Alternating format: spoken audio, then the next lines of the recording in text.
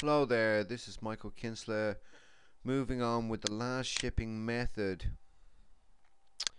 Again, it's weight-based shipping.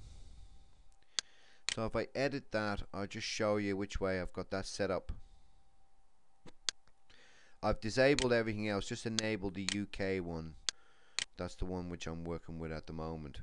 Again, you can set up, once you set up the different zones. If you're working from England, this is the way you just enable one zone. If you're working from your country, I've just enabled a few zones there, but you just enable one zone, and that's the cost where you're shipping from. So you're shipping from Ireland, so that you got to have a cost from shipping from Ireland, shipping from UK, shipping from wherever you are, and this is how you set it up.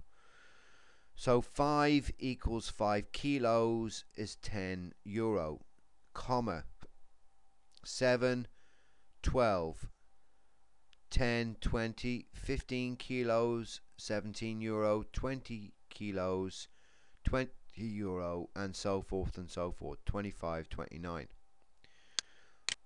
So that's grand. So we've got that all set up, and if you worked out, so if people buy different multiple products, and you're dealing with products of different weights, they might be buying, say, a generator and maybe a couple of mobile phones from one extreme to the other.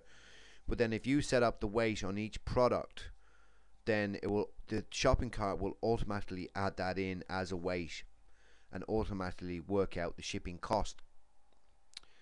So just say, for instance, here now I'm going to buy 2 products of 2 different makes, and what I'm going to do is I'm going to put them through the shopping cart, and you'll see it come up.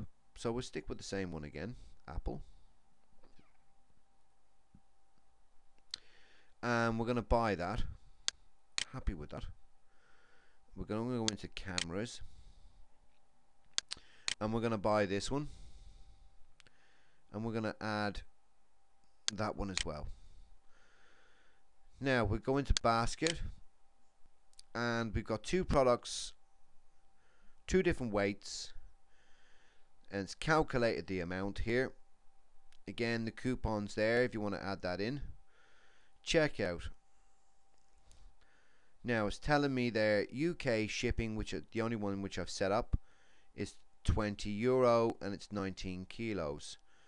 Now if you go into your products, this is the way you need to figure out which way your shipping's going first. So if I edit that, same on the home page, exactly identical, but the data will be different. Okay, and the only difference is requires shipping, yes, quantities 100, that's grand. So you've got the price, but you've got the weight in this time, 14. So you know the weight of each product. So if you're shipping 1 item, 10 items, you know the weight. And this is where you need to set up your products and all your data first before you start uploading. So if I go back into products again, and I look at the second product which I have, which is this camera here, and I know that I've set this up at 5 kilos, the data is again set up at 5 kilos. Okay, so now I've got it at 19 kilos.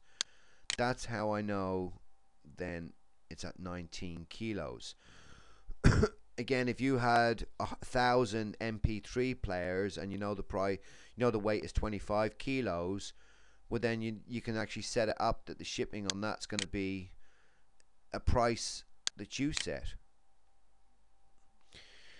Okay, so that's basically about it. So the shopping cart will be the same. So you just click there, put in whatever comments, and then it goes through. It will ask you cash on delivery or PayPal, terms and conditions, continue on to the end, and it's all calculated out there, and it shows up in the actual invoice. And when you go to confirm the order, again, emails, and that's it.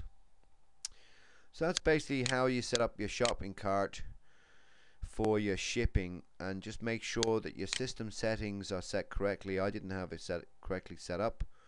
In options, and just make sure that these are set up the way you want it.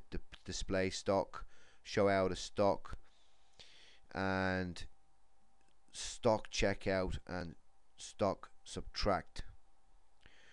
Just make sure that they're all set up correctly, and that's you. The rest is fairly straightforward. Then I'll go through them with the handling is the last thing, so I need to sort that out. Okay, thank you.